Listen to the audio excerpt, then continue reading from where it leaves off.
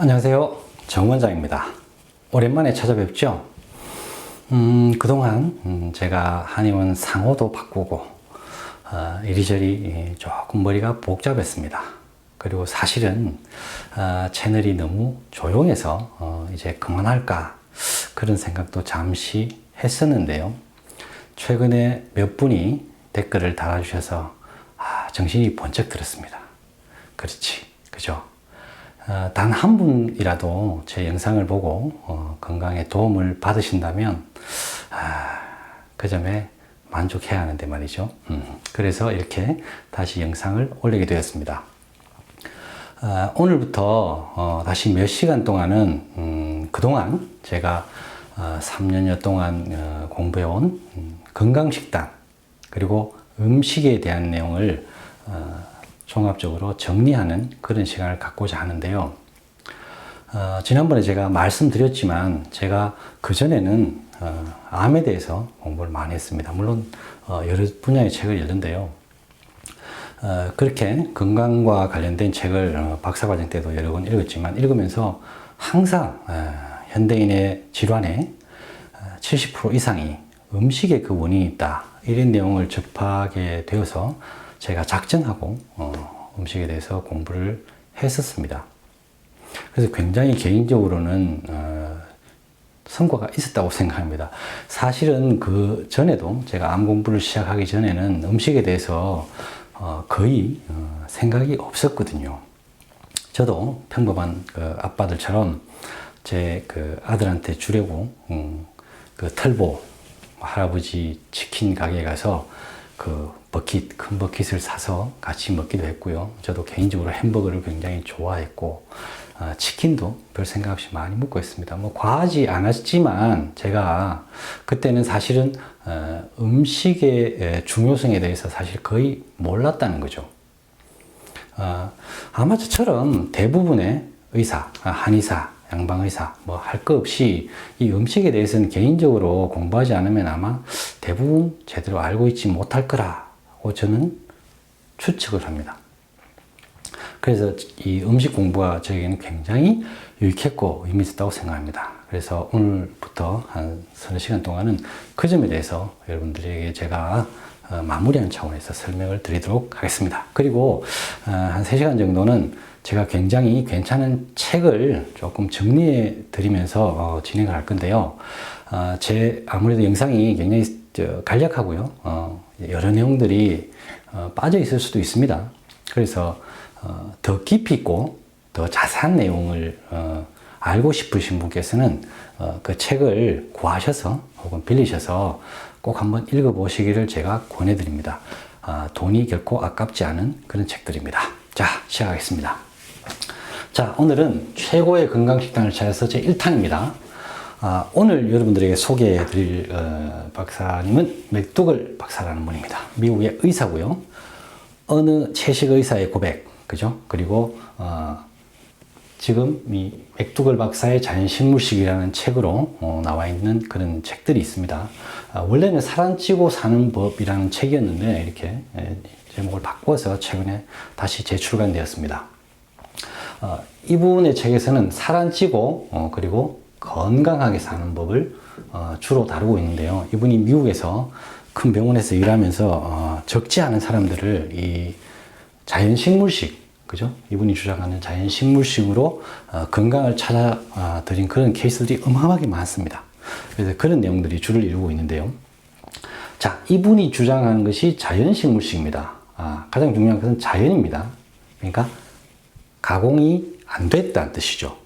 그죠? 자연에서 가장 가까운, 그냥 공장을 거치지 않은 그런 음식을 주로 하고 식물식, 그죠? 동물이 아닙니다.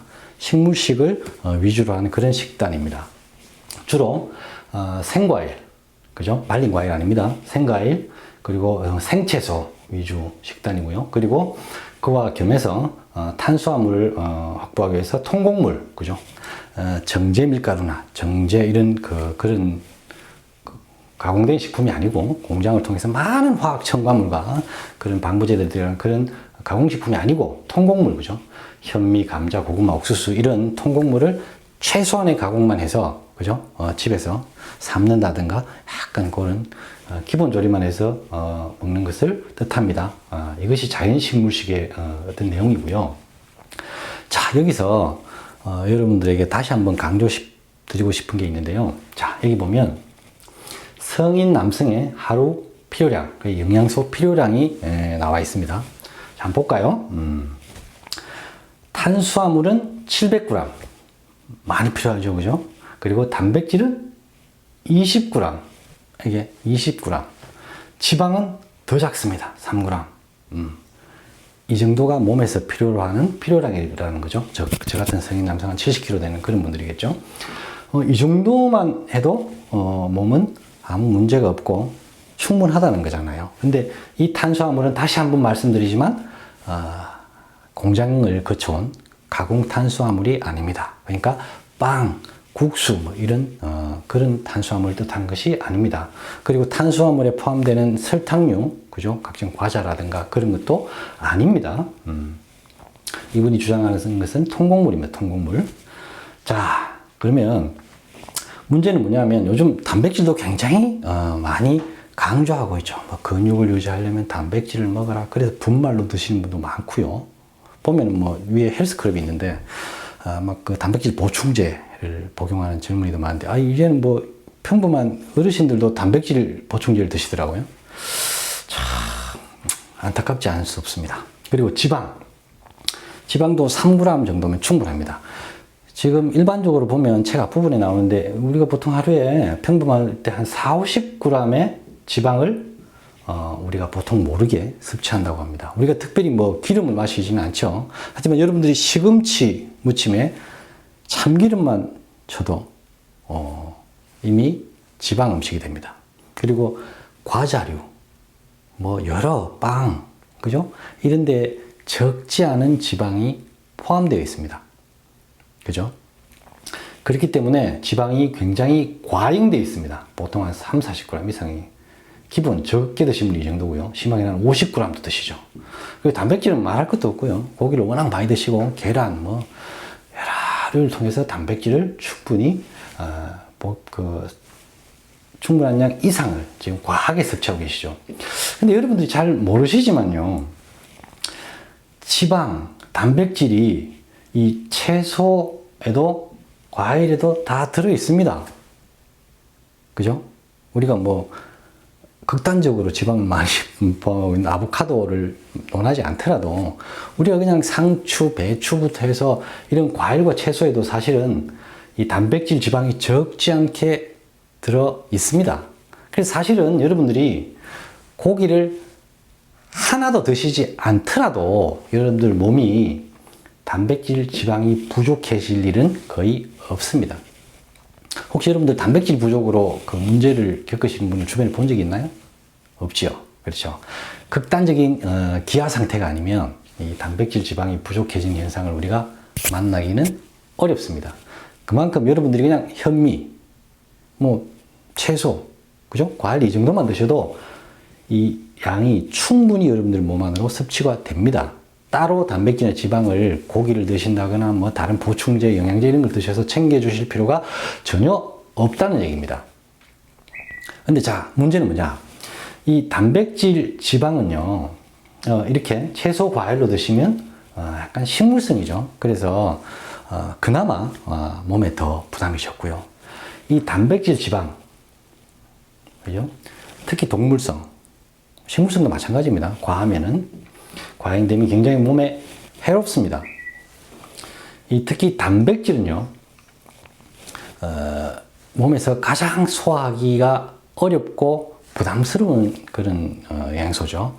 그래서 단백질을 제대로 소화 처리하려면 굉장히 몸이 힘들어집니다. 그죠? 그래서 간과 콩팥에도 엄청난 부담을 주고요. 제가 앞쪽 강의에서도 말씀드렸지만 신장 기능의, 콩팥 기능의 4분의 1에서 3분의 1 정도를 이 단백질, 동물성 단백질, 육식 때문에 잃게 된다고 합니다. 그러니까 신장 기능이 걱정되시는 분들은 이 단백질을 더 조심하셔야 됩니다. 그리고 단백질이 분해되는 과정에서 나오는 질소, 이런 것들이 제대로 처리가 안 되고 혈류를 타고 무릎이나 이런 데 침착되면 관절염이 되고요. 또 통풍이 되기도 하죠. 그리고 피부로 꾸역꾸역 나와야 되니까, 처리해야 되니까 굉장히 악취가 나죠. 그죠? 고기 많이 드시는 분들 냄새 많이 나죠. 그리고 장에도 가스가 많이 차고요. 이 단백질은 과잉되면 몸에 굉장한 부담을 주는 그런 음식이고요. 암의 주원인이기도 합니다. 그죠? 그리고 지방 같은 경우에는 사실은 우리 몸에서 어떻게 보면 아주 극단적인 이런 탄수화물을 통한 포도당이 들어오지 않을 때를 위한 비상금고 같은 역할을 하게 됩니다. 그래서 지방이 우리 몸에서 쌓이게 되죠. 근데 여러분들이 대부분은 3g 정도만 필요할 정도로 몸에서 쓰임새가 낮으니까 이 지방은 드시면요, 무조건 여러분 몸에 쌓입니다. 그죠? 여러분 몸에 구석구석 쌓이게 됩니다. 그리고 이런 단백질이나 지방 음식, 주로 고기나 뭐 이런 것도 많죠. 그리고 과자라든가 뭐 이런 부적절한 식습관이나 좋지 않은 음식들을 드셔서 여러분 몸에서 많은 독소가 쌓이게 되면 그 독소를 몸에서는 그나마 안전하게 처리 이전까지 보관하기 위해서 더 이 지방을 활용하게 되고 쫙 숨기게 됩니다. 그리고 수분을 이용하게 되고, 그래서 갈증을 느끼게 되죠. 그래서 수분과 지방이 계속 쌓이게 되는 거죠, 몸. 그래서 살이 찌는 부분이 굉장히 많습니다. 그래서 여러분들이 이 자연식물식을 하시게 되면요, 그냥 살이 안 찌고 확 빠져버립니다. 뭐 몇십 킬로 빠지는 분도 굉장히 많고요, 체중이 많이 나가셨던 분들은. 그래서 이 단백질 지방에 대한 환상을 버리셔야 됩니다. 그리고 우리가 모르게 음식 속에는 굉장히 많은 지방들이 있습니다. 그죠? 사실 지방 음식이 아니라고 생각하는 그런 음식들 속에도 지방이 굉장히 많이 포함되어 있습니다. 과자류는 말할 것도 없고요. 빵도 마찬가지고요. 그죠? 그렇기 때문에 숨어 있는 지방이 너무 많다. 그래서 여러분들이 올리브오일 건강한 것처럼 아시죠? 별로 몸에 도움이 되지 않습니다. 그것도 정제기름이죠. 그렇기 때문에 이런 기름류 이런 것도 굉장히 조심하셔야 됩니다. 특히 가장 안 좋은 건 트랜스 지방이죠. 플라스틱과 분자 구조가 하나 딱 틀립니다. 그러니까 몸에서 분해가 안 되겠죠. 그러니까 여러분들은 좀 더 적극적으로 이 자연 식물식에 가깝도록 가셔야 몸을 건강하게 하고 살이 안 찌게 할 수 있습니다.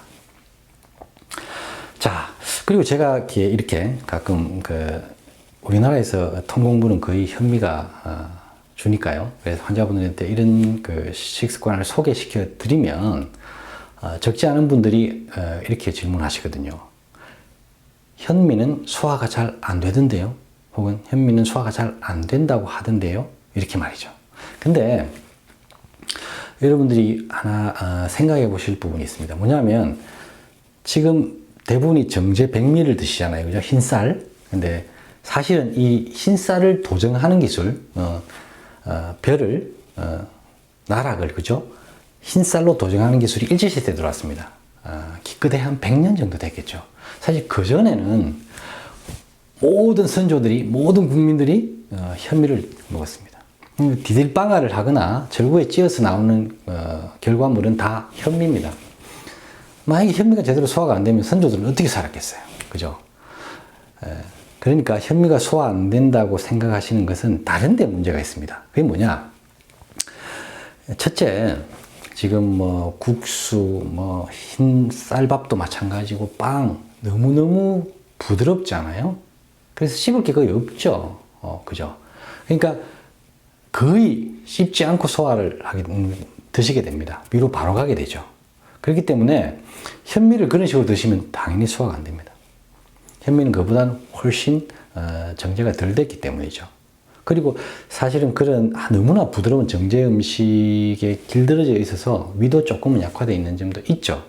하지만 여러분들이 현미를 잘 드신다면 굉장한 몸에 유익한 점들이 많습니다. 그래서 현미를 제대로 드시려면 꼭꼭 씹으셔야 됩니다. 그죠? 굉장히 꼭꼭. 그리고 오래 씹으셔야 됩니다. 그리고 천천히 씹으셔야 되고요. 그러면 현미를 굉장히 몸에 유익하게 드실 수 있습니다. 자, 여기까지가 제가 오늘 대략적으로 설명드린 내용이고요.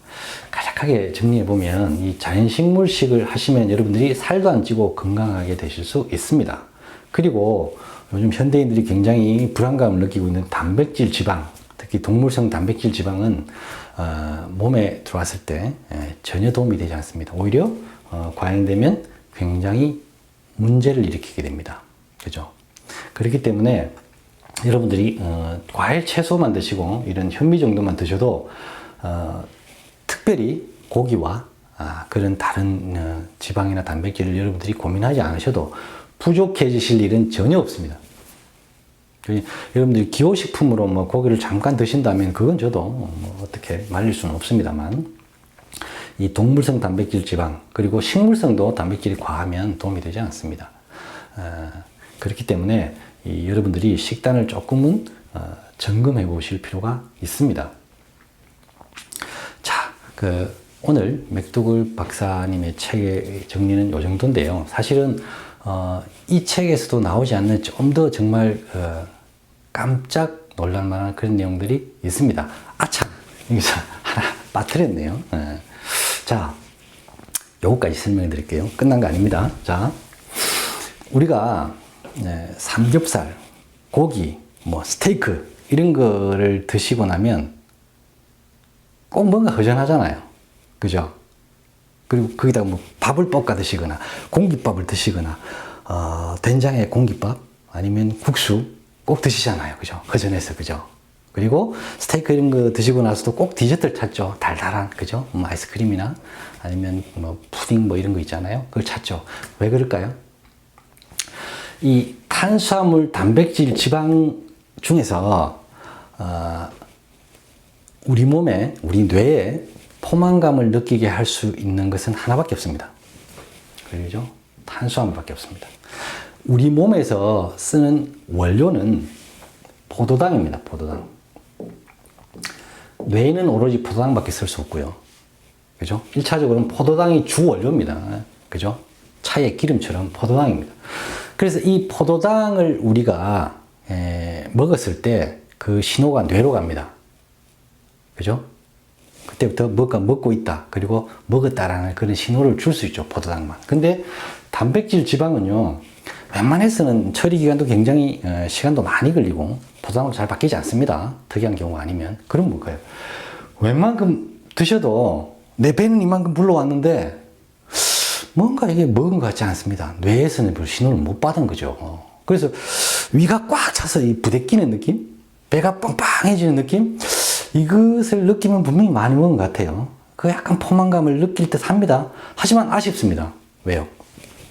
뇌는 아직 포만감을 알려주는 신호를 못 받았기 때문이죠.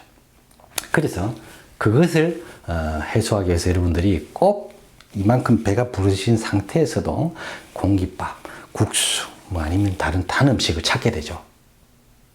포만감을 느끼기 위해서요. 그리고 나면 여러분들이 이제 좀 먹은 것 같아. 이런 느낌을 받게 되죠. 그래서 습관적으로 단백질, 지방, 고기, 그죠? 이런 음식은 과식하게 됩니다. 그죠? 이래서 여러분들이 고기를 웬만큼 드셔도 계속 배가 진짜 이만큼 나올 때까지 드셔야 되고, 그리고 꼭 그만큼 드시고도 뭔가 허전해 하면서 밥이나 국수나 그런 탄수화물을 찾게 되는 이유가 되는 겁니다. 이해되셨죠? 물론 그게 더 해롭습니다. 오늘 어떻게 보면 무엇을 먹을 것인가에 대해서 세계적인 권위자인 맥도글 박사님의 책에 나온 내용을 간략하게 알아봤고요. 그리고 다음 시간, 그리고 더 다음 시간에는 다른 대가분들의 내용을 제가 정리해 드릴 건데요. 정말 쇼킹한 내용도 많이 나옵니다. 훨씬 유익할 수 있습니다. 그래서 다음 시간에도 잘 시청해 주시고요. 오늘 강의는 여기까지 하겠습니다. 그리고 여러분들이 궁금하시거나 의문점이 있으시면 댓글에 달아주셔도 되고요. 댓글에 달아서 다른 분들이 보는 게 좀 부담스럽다면 제가 앞부분에 제 메일 주소를 기록해 놓을 테니까 그 메일로 여러분들이 개인적으로 질문해 주시면 제가 충분히 제가 아는 지식껏 현대 건강 정보와 한의학적인 내용을 섞어서 아주 최대한 도움이 되도록 제가 최선을 다해서 답변을 드리도록 하겠습니다. 오늘도 저의 부족한 강의를 시청해 주셔서 대단히 감사합니다. 오늘은 여기까지 하겠습니다. 편안한 밤 보내십시오. 감사합니다.